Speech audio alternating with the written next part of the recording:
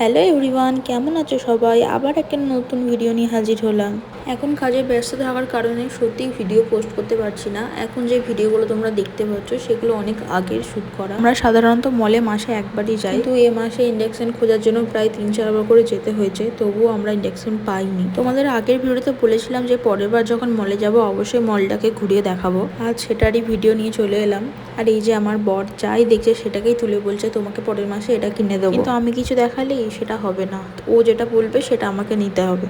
আসলে আমরা এখন যে ঘরটায় থাকি সে ঘরটা খুবই ছোট, তাই মন চাইলেই সবকিছু কিনতে পারি না, যেহেতু রাখার জায়গা নেই।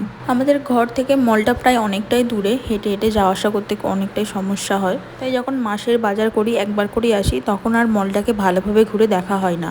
আজ ফাঁকা থাকার কারণে পুরো মলটা একদম ভালোভাবে দেখে নিয়েছি কোথায় কি আছে, যাতে পরে এসে খুঁজতে না সমস্যা হয়। পুরো মলটা একটা ভিডিওতে দেখাতে পারলাম না, ভিডিওটা অনেকটা বড় হয়ে যাচ্ছে। খুব তাড়াতাড়ি সেকেন্ড পার্ট নিয়ে আসছে।